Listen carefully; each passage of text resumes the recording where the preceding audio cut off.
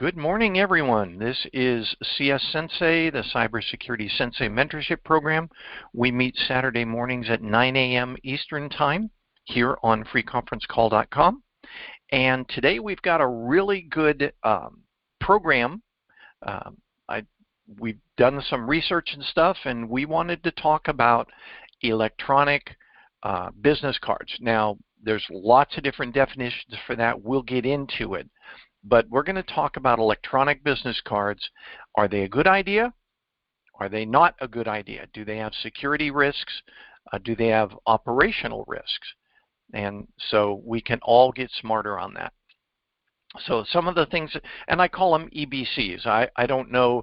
Everybody has a different name for them these days, so it sort of depends on which company you're buying it from, what the thing is called. But I call it an EBC. Bill Windley. Hi, Bill. Welcome. Good morning. Sorry for my delay in joining. That's okay. We're going to be talking about some of the features of them. I'm going to demonstrate one. I actually went out and bought one of these cards. We're going to talk about wireless encryption. We're going to talk about risks and possible mitigations. And then we're going to try and do a full team assessment that will address these types of cards. You'll notice there's lots of graphics in this, so I'm pointing out that some of them are phones, some of them are paper. It just depends upon the implementation.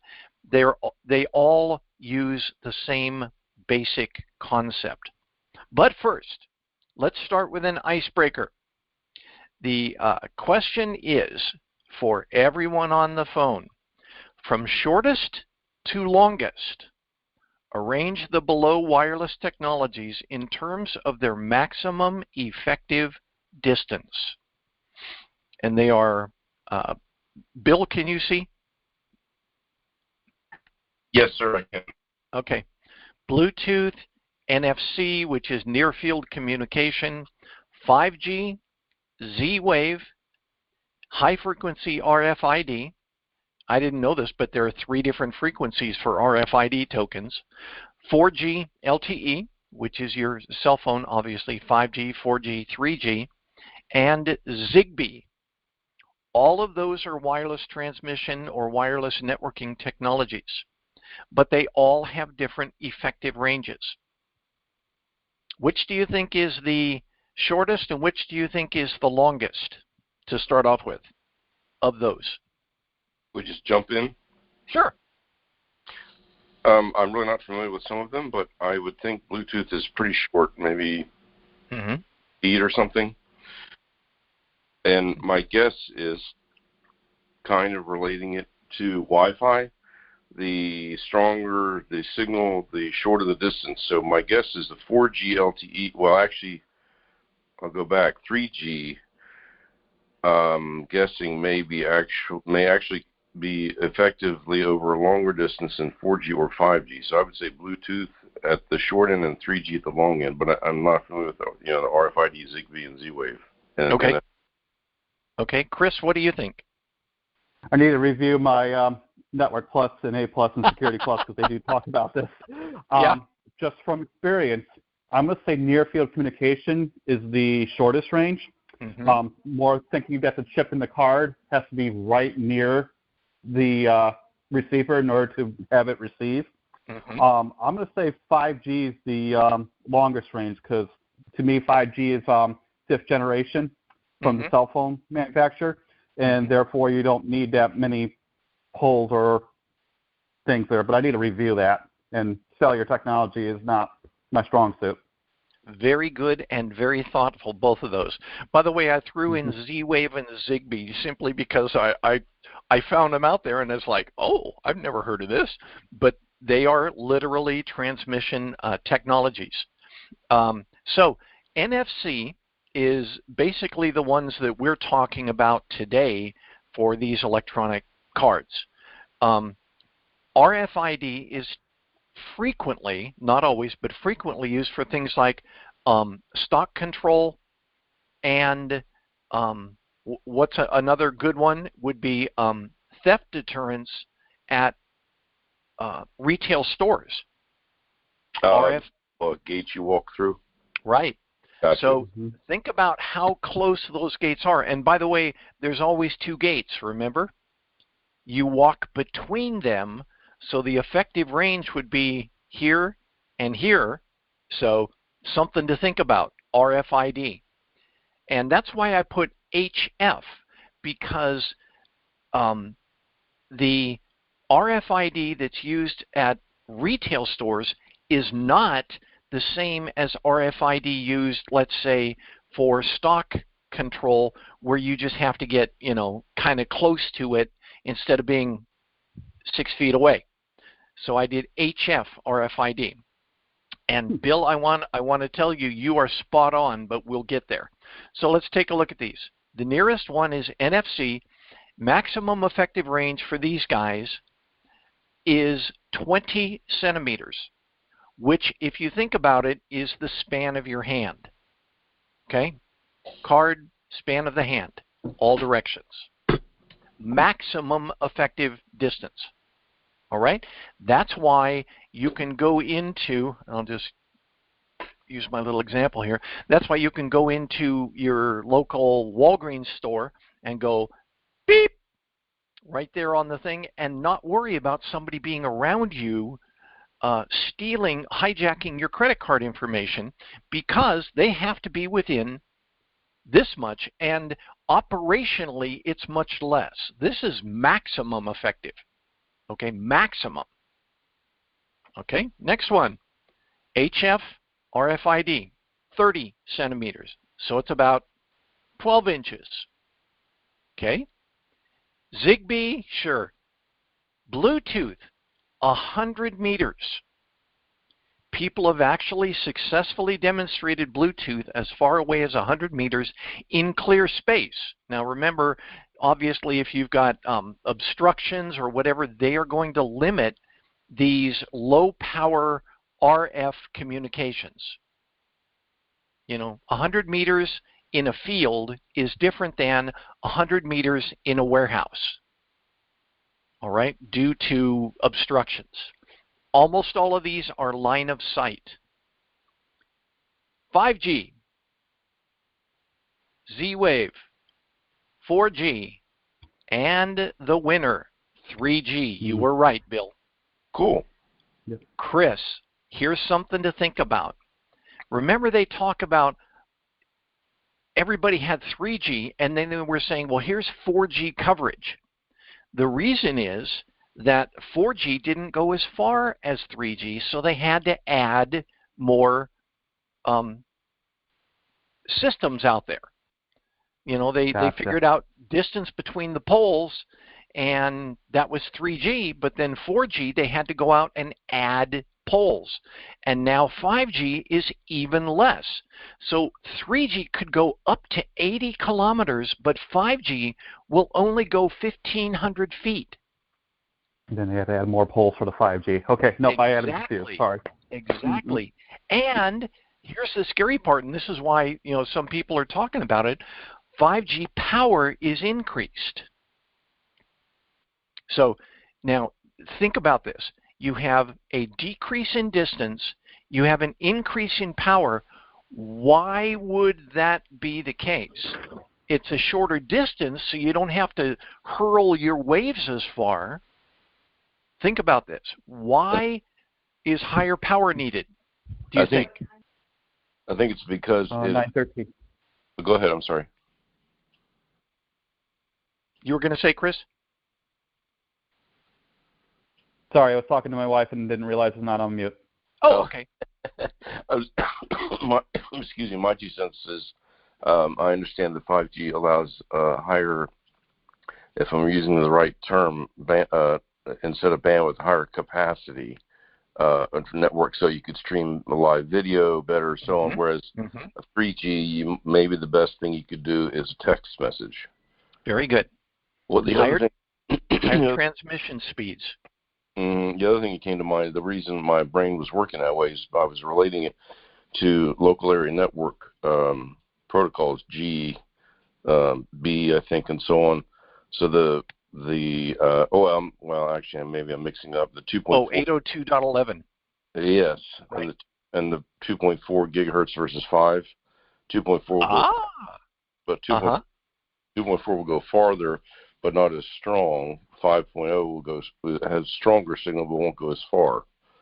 So that's why I was kind of relating it. The newer technology probably has shorter distance. Sure. Okay.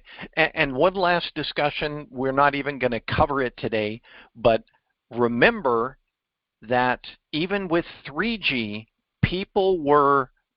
health people were complaining that having this little wireless transmitter stuck next to your brain for long periods of time was going to possibly do what? Cause brain cancer. Cause brain cancer, and now we're talking about even more powerful 5G. Right. So they're talking about an occupational health risk. So we're not even going to get into that, but just so you know, that's why 5G is raising all sorts of issues, because 3G raised issues and concerns, and now this is even more powerful. So okay. my thought Makes is sense? Yeah, my thought is that's one reason to use a Bluetooth headset, because then your transmission between your head and your phone, which could be a foot away or 3 or so feet away, will work fine. And then the radiation at a loose term that's right by your head is much lower. The other question I had about the first one, our near field, our NFC, a proximity card that I guess the term I think is activates say a lock at a door. Is that NFC or is that something else? It depends, but it's typically one of the first two. Okay. It's RFID or NFC. Gotcha. Thank you, sir. Sure. And I guess a generally speaking way to think about this is, do you have to actually touch it? If you tap it, that's typically NFC because of the shorter range. Okay? Interesting. So, yeah, a little info bit from my research. You were talking about this, Bill. Wi-Fi within the 2.4 gigahertz band, listen to this, may occasionally suffer interference from microwave ovens, cordless telephones, USB 3 hubs, Bluetooth devices, ISM band devices such as garage door openers, security cameras, Zigbee devices, video senders, cordless phones, baby monitors, wireless microphones, wireless speakers, RC models, car alarms, and amateur radio. All of them share the 2.4 gigahertz band. So just something to be aware of. 2.4 gigahertz is greatly overused, and that's why they talk about Wi-Fi congestion. If you have the capability to not use 2.4 gigahertz, it might be a good idea. Simply because your neighbor's garage door opener could cause your microwave problems or whatever. Yeah, okay? I've noticed when I'm on the 2.4 gigahertz Wi-Fi network in my home and my wireless landline phone rings, I can get some distortion. Well, distortion on the phone in the landline wireless phone, and also possibly some interruption in the Wi-Fi connection to my computer. Right. So just something to think about. So the what we're calling an electronic business card, also known as a digital business card, let's define that as we're going along. Hi, Chris, Frederick, by the way, welcome. The card is, and we call it a card, may not be a card. This is not a card, but it is a card device or other means to share information. It uses visible through QR codes or magnetic wireless NFC technology. The recipient taps or scans the sharer's device or card and is typically, it's not always, but is typically directed to a website that contains contact and or product information. Okay? That's the general business case usage for these types of technologies. Any questions or discussions? Have you seen people use these? Yes. Like Apple Pay, I guess, would be one example.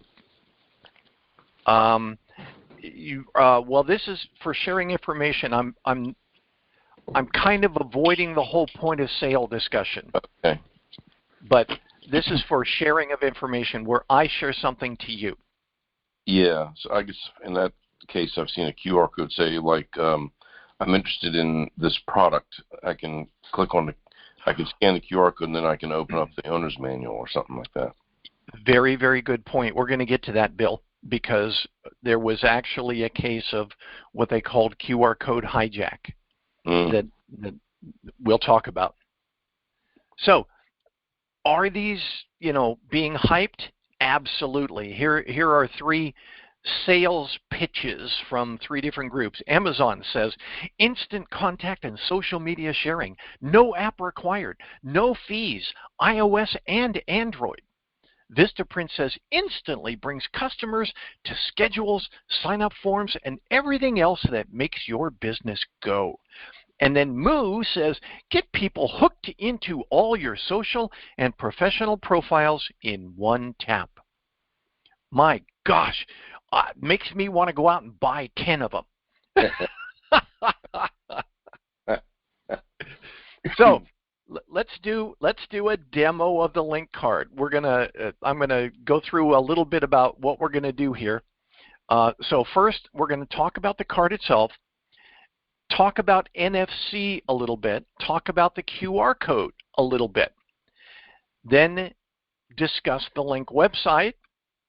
I will demo it, and then we'll talk about challenges with NFC and or QR codes. Okay? Everybody ready to play with this? All right. So you can see my full screen now, right? Yes. Okay. I went out and bought one of the more popular and, okay, I'll say it, cheaper cards. It comes in this cute little package which has a tear opening to be able to tear it off and open it up. One thing that you need to make sure of, everybody understands, it says anybody who uses this agrees to our privacy policy.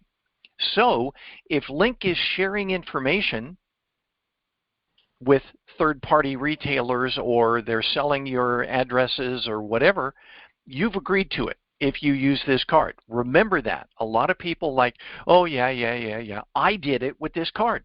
Yeah, sure. All right, so be aware that is a possible problem with this. So you open it up, and here's what you get. The card, and I'll let it fall out because it does fall very easily. You get the card. On the front it says NFC enabled, and on the back it has a QR code. Okay, and this says powered by Linq. And look at the instructions. I want to point out the instructions. The point of this, they're trying to say, is it's really easy to use. Okay, there's nothing else in here. And oh, by the way, this, look at the thickness of this. You might think that this would be RF nullifying, but it's not. Inside this pack, I scanned the card. Okay, so this doesn't stop someone from walking past and scanning the card. So here are the instructions. That's it. Scan or touch, select activate, you're done. That's it. And that's not all of the steps that you had to do, because when you scanned or activated, the first thing it did is it said, well, download the app. Why? Because you have to be able to affect the website, and you don't want to be, typing on the website from your cell phone. So the activation requires an app. Okay, so let's talk about near-field communication. Remember I said how close you have to be for near-field communication?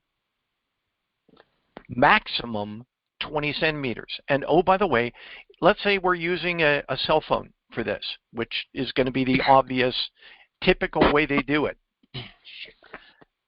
See this case? the case can also affect the distance unless the case is electromagnetically transparent. So I thought about it. What about getting RFID cases? No, because then it would stop your phone from working. You don't know where on this phone the antenna is located, and different cases or different phones have their antennas located in different places. So, because NFC has to be really, really close, you want to make sure that you minimize the obstructions. So if somebody's having problems, have them remove the case and see if that helps. Just a thought. So here we go. Are you ready? Here's my phone. Here's my card. I'm going to bring it. Oh, by the way, if you scan it down at the bottom of the phone, nothing will happen. The NFC reader is typically in the top half of your phone. Frequently, it's closer to the very top than it is like right here. So there's another issue. Well, somebody's like, hey, it's not working. Well, there's a reason for that. Scan the top of your card, of your phone. And people are like, well, why? Because that's the way it works. NFC has to be really close. Remember point of sale systems? You can't just, do like that. Point of sale system's going to ignore it. You got to be right up on those things. And that's why they say tap. Hey, Scotty, something unrelated. Hey, Scotty. But if you have people who are having trouble with the NFC and the Bluetooth, always ask, is it on or is it off? I was about to demonstrate that. Yeah, Chris Frederick, go ahead. Yeah, could it also be related to the battery? Because the battery could provide some blockers for the communication. And usually the battery is usually towards the bottom of the phone. Ah, interesting. Very good. Oh, or even an auxiliary battery. Yeah, some have.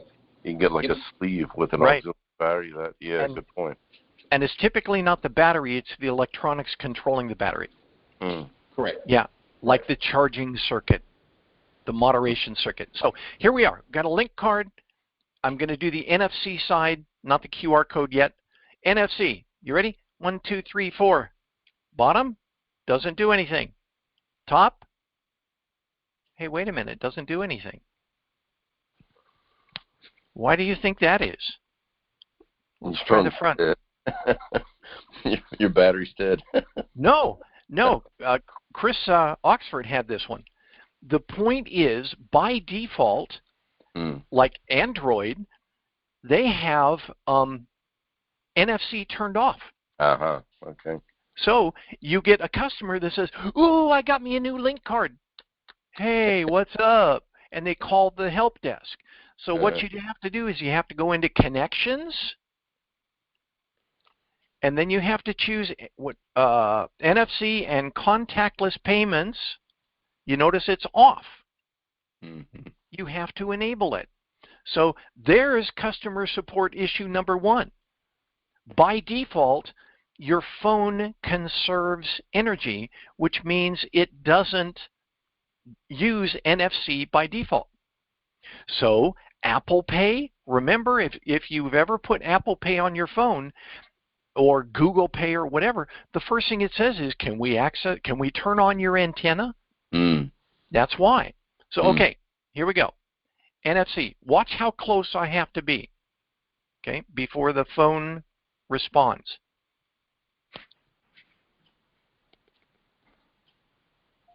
There.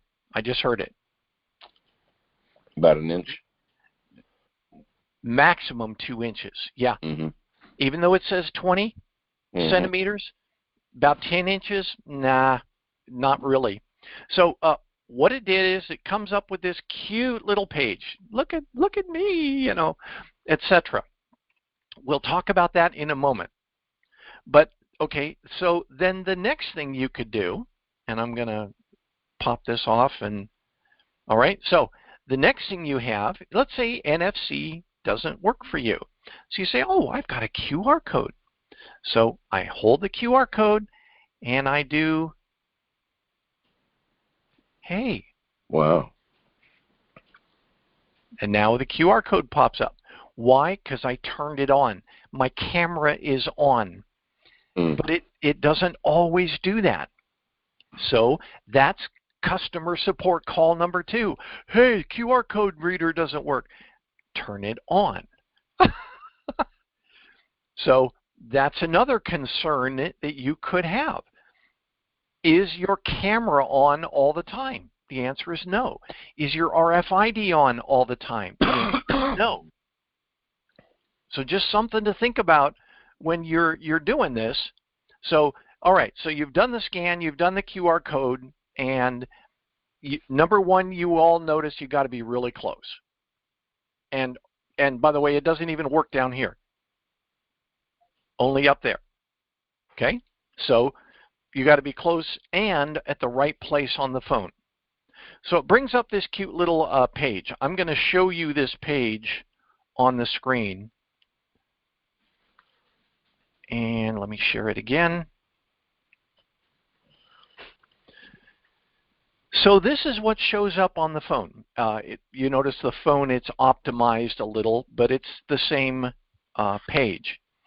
The sharer of information, put whatever you want up here, and you can put phone numbers, you can put contact information, you can put your corporate address, you can put your Facebook. I put YouTube so that we can get to our videos.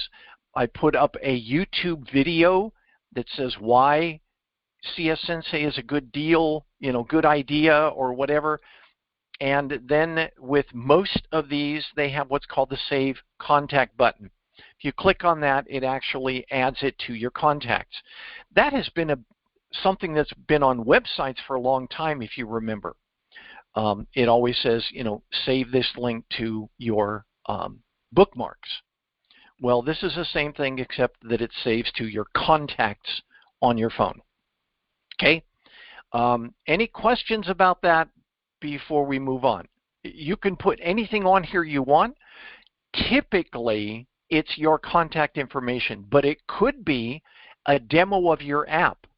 It could be a sale page for your corporation. You control that. You moderate that. Once they flip on the card, where does it go? Okay? And what do they see? Any questions so far? Could be even like a short video advertising your company or your product or something. Yep, absolutely. I've seen that as well. Okay, so we've talked about the NFC challenges. We've talked about the QR code challenges. Basically, the receiver may not be on. Also, it's got to be really close. Also, it needs to be the upper half of the phone, typically. Okay? Customers don't know that. Nowhere in here, are you going to say, oh, scan right here. Or make sure you're really, your focus on your camera is correct and your camera's on and all those things. So those are challenges because it's a brand new technology. Back in the day, imagine somebody the first time they came upon one of these guys. What is that?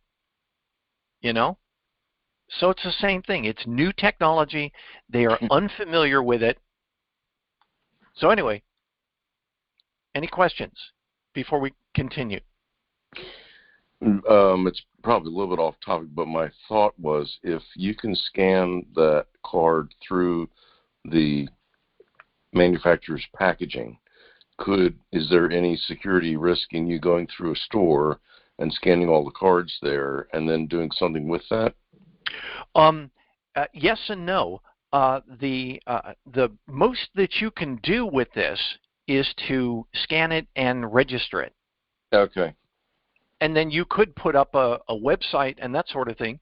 But then when I get it home and I scan it and I get to your website, there's actually something that says, retrieve the registration. Okay. Because you're holding the card. Gotcha. Okay. Yeah, it's a very good point. So here's another info bit I learned in my research. How much energy does NFC use? Any ideas? Hopefully it's a little bit, but it's turned off by default. 3 and 5 milliamps. And if it's in energy saving mode, it's even lower, 5 microamps. In comparison to Bluetooth, here's the big deal for you. In comparison to Bluetooth, NFC is a more energy-saving standard for data transmission. Why do you think that is? Well, the distance, the transmission. I'm sorry? Say it, Bill. I'm sorry, the transmission distance? The distance, exactly right. In order to go a longer distance, you need higher power, typically, or a monstrously big antenna. You may have seen those people with those like dishes or conical antennas. You can maximize your distance using a directional antenna, but those are typically external, and there are rules about using those and everything. So Bluetooth and NFC, if you have to choose between them, NFC uses less power. If you're in an absolute low power requirement, you have to go with NFC. But then it reduces the distance from 100 meters down to 20 centimeters. Okay? So, good stuff. So, are these cards safe for you and safe for your organization?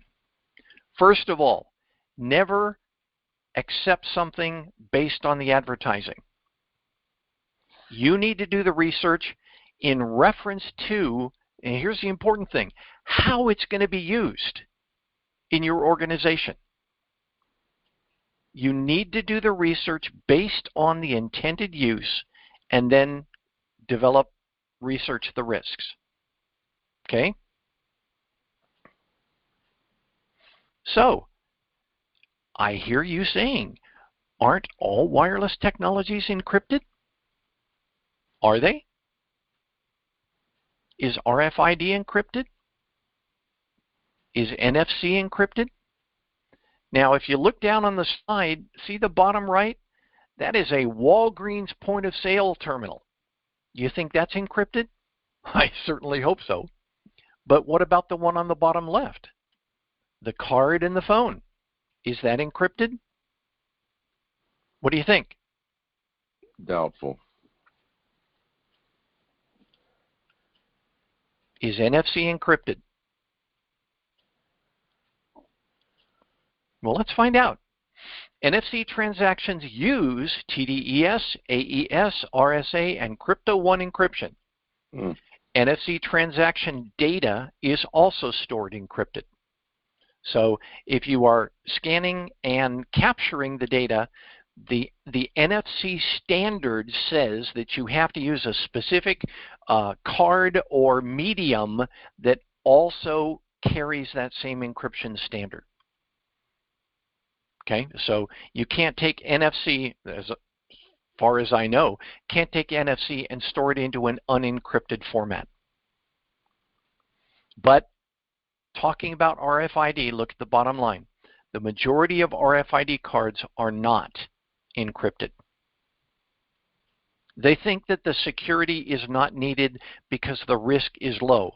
RFID cards will only transmit what they're programmed to transmit. It's a one-way conversation. I'm using this as an example, but this is an RFID.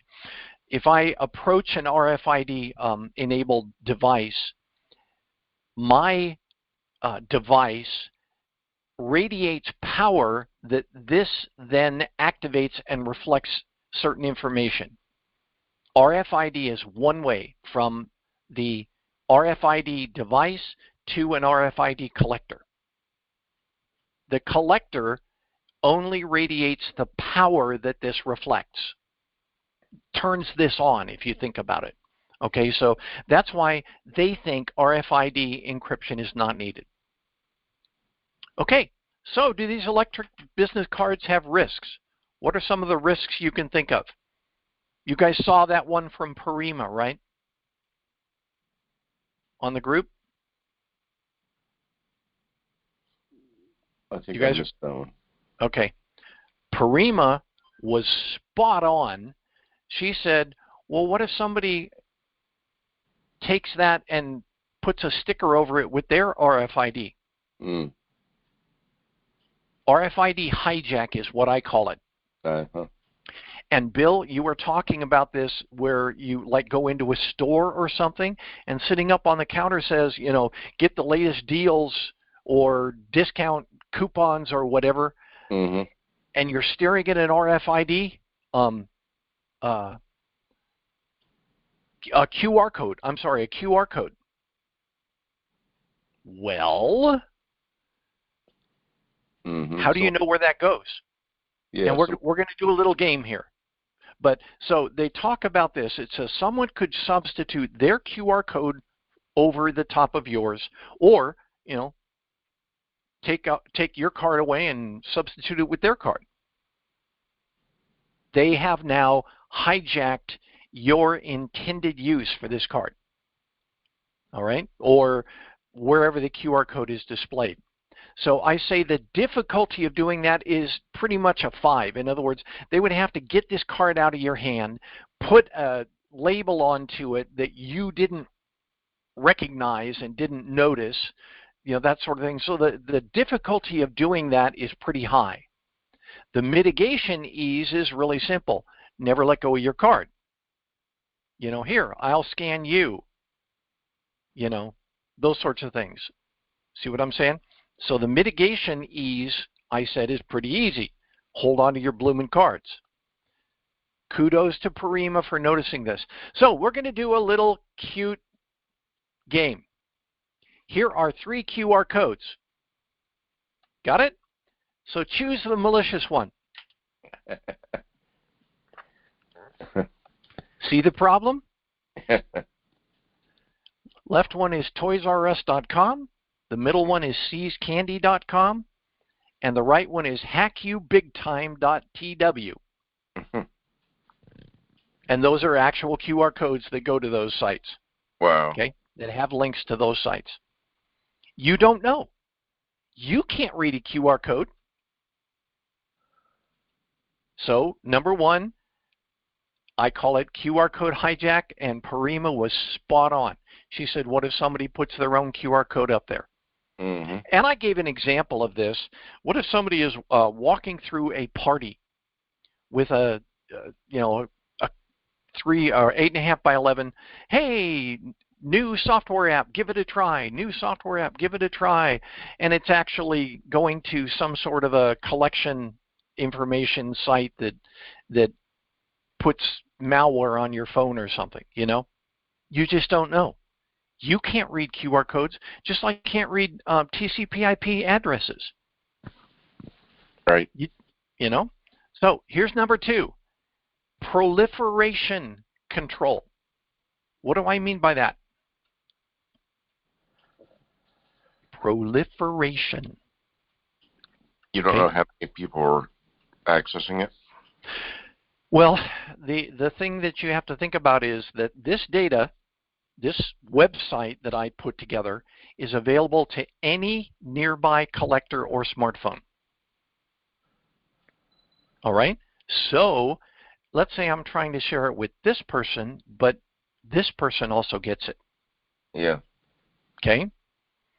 The difficulty, I say, is a 2. It's pretty easy for other people to get close to your card.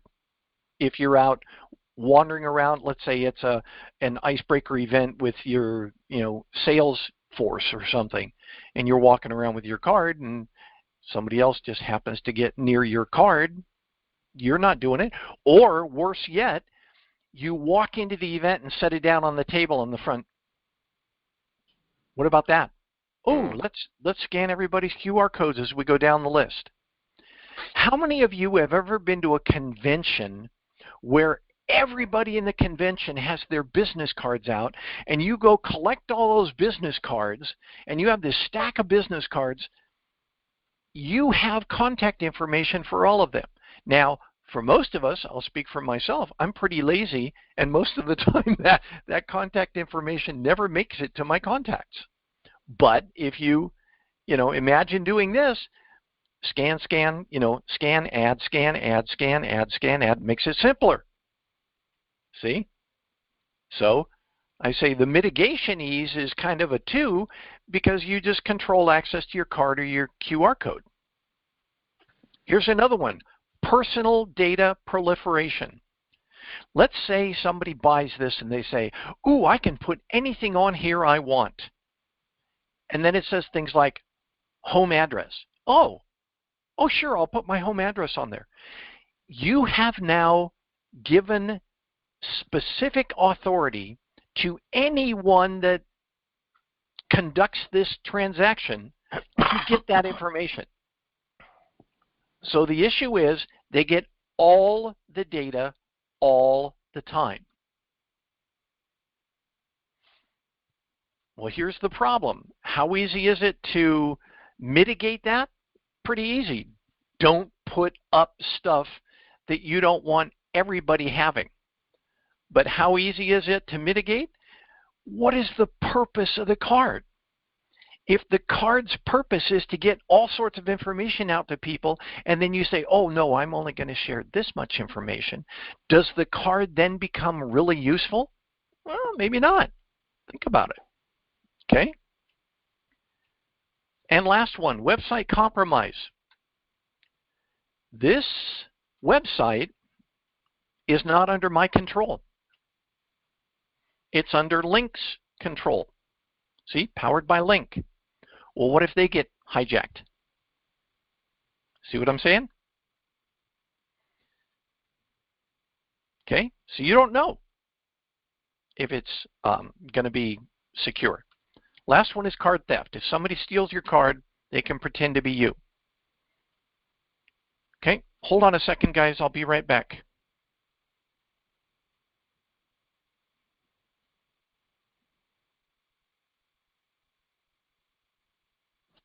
And now for a word from our sponsor.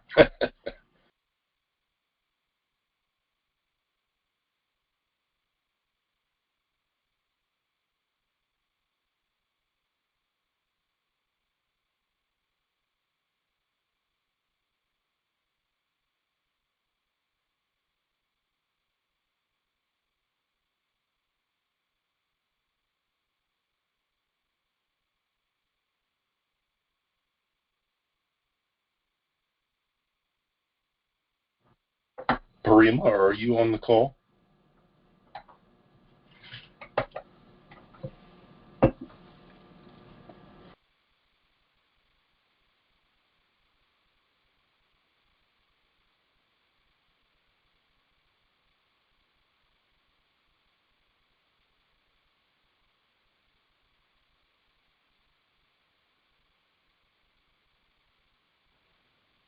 Sorry about that, gents. Okay, so what are some of the mitigations? What are some of the ways you can mitigate this? The security risks that we have taken a look at. Only put the minimum information on the website, for example. Well, that sort of defeats the reason why you have the card, doesn't it? Number 2, keep the card securely stored until you need it, physically and electromagnetically. I'm gonna do something with that in a minute. Share it judiciously. Know who's getting it. Don't leave it laying on the front table at your mixer event. So once you've applied all these mitigations, is it still a good deal? Okay, so what about RFID wallets and purses? Are they helpful? Let's find out, because I happen to have an RFID wallet. See, it says RFID right there. Must be good, right? Must be good, right? Well, let's find out. Let me make sure that my, NFC is turned on. So I'm going to insert my card. Presenting the slide. Oh, okay. Thank you, Chris. Stop sharing the screen. There we go. All right, so. Much better. There we go. All right, back again. This says RFID, so it's an RFID wallet, right? All right, well, I'm going to slide this card in here and bring up my phone.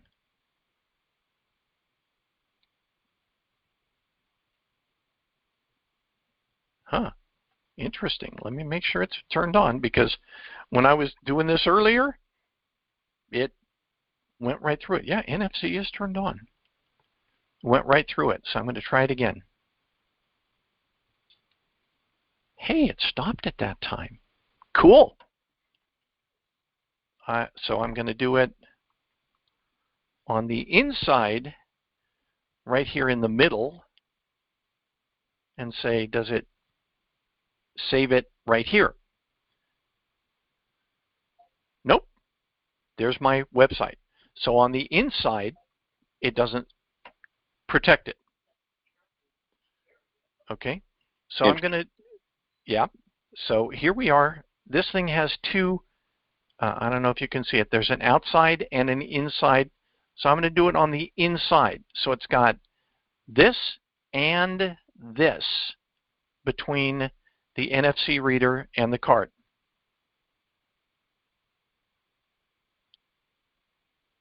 Stopped it. I did it earlier this morning and it didn't stop it, just so you know. So I was, of course, I tucked it in a whole bunch of business cards, so it's hard to find. So let's try this one. I'm going to put it underneath all of my business cards. Where is that? Oh, here. Over here. There we go. Put it underneath and scan it. Nope. It beeped. So that doesn't protect it.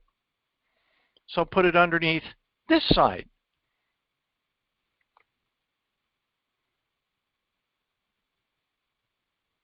Nope. Didn't protect it. So Scotty, while it's in the middle, can you scan the outside? Because it's almost like the protection is on the outside of the wallet, not on the inside of the wallet. Okay. So I placed it right there. See it? Let's see. Just detected it. Scanned it. Yep. So, you know, RFID wallet, 100% effective? Probably not. Something to think about. They say, ooh, RFID wallet, it protects. Well, I just demonstrated that the protection is not really what you think it might be. It's not 100% effective. Okay? So, here's the assessment I want us to give. If your CEO, if our CEO, the CS-Sensei CEO walks in and says, everyone in the company needs these, what would we say?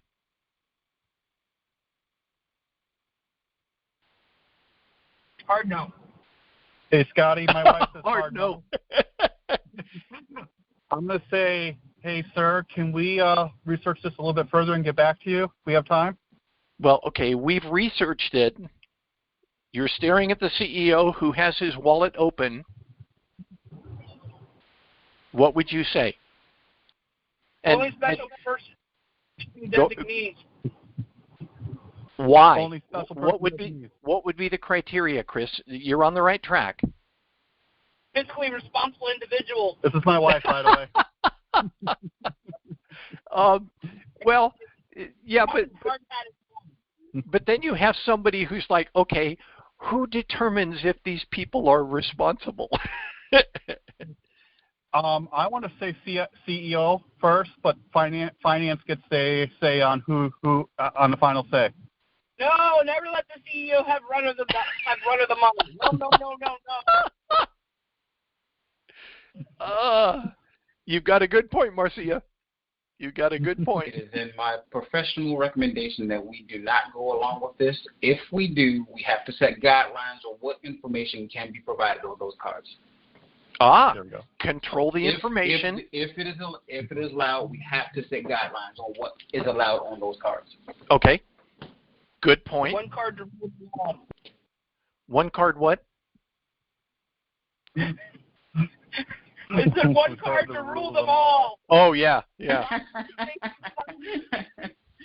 I'm going to mute now. Okay. I appreciate that input. One of the other things you might think about is who needs to get lots of information out, and it's typically like your sales force. It might be your customer experience force, but it's not everybody. There is no need for someone in operations or working on the assembly line floor or something like that to incur the additional expense and possible proliferation risk of this. See what I'm saying? So that's a way you could say, you know, here's a sensible means of implementing these. Make sense? Are there any concerns about being that it is RFID based and say your credit card is RFID based for point of sale transactions? Are there any concerns about trying to think of a nice way to say it, but preventing your point of sale or credit card from working properly? Very good question, Bill. I'm sort of shying away from the whole point of sale discussion. I'm just talking about information proliferation rather than financial transactions. Those incur much more risk. And therefore, you know, like using the government charge card program, you've got to sign stuff saying that you're responsible for all of these, and you are given a very strict list of instructions on when you can do so. But that's, you know, I'm talking about these as business cards, not as right. purchase cards. Yeah, what I actually meant was when you store it in your wallet, if you have it directly next to and touching a credit card of sorts, can it affect the credit card functionality? Like the magnetic strip could be affected from a magnet. Right. Good point. Remember that the NFC is, you know, very low power consumption, and it's powered by the reader, not by the card itself. So all of the cards sitting in your wallet, whether they be tap credit cards or cards like this, do not consume power. So they don't radiate to each other. I have a whole bunch of credit cards in here or other ID type cards that could be tap enabled. You know, having this near them makes no difference. Gotcha. They're not activated, so to speak. Right. Also, you notice that I had the full wallet, and when I went to scan it with the NFC reader, only this one responded. The NFC reader did not even recognize that there were other cards in there. So they obviously have a different method of transmission because they are financial based, not just information based. So there's probably added protections for that, obviously. So what do you think? Are these good ideas? Very, very interesting discussion. I was not aware of that technology at all. And you stand the risk. I was in an organization that did this, where the Secretary of Defense would walk in to the office on Monday morning with the business section of the Washington Post and say, "Ooh, I want one of these," and turn to his IT person and say, "Go buy these." Why? Because I saw it in the business section of the Washington Post. That's a pretty risky way to do business. You bring risks into the organization. So you can have people that you know, do that and is like, oh, you know, number one, you got to research real fast before you agree to do this. And number two, what if there is a risk? What if there is a risk? How do you go back to the CEO and say, you know what, we're not going to do that? And he's like, you know what, you're on the breadline. Right. So you need to have implicit trust from your C-suite about your ability to analyze the intended use for these items and the inherent risks, and then to evaluate based on your organization's security posture, criticality of data, etc. All of those go into a decision. You can't just say no. If you say no, no, no, no, no, they will find someone who doesn't say no, no, no, no, no. So you've got to be the evaluator. Okay? Make sense? Now you're getting a little into project management, Scotty. You have to let your customer know the pros and the cons so they can make an educated decision. Mm-hmm. Or you help them make an educated decision. Correct. In our organization, the people in the C-suite, we'll call them C-suite, all of the organizational assistant secretaries in the government,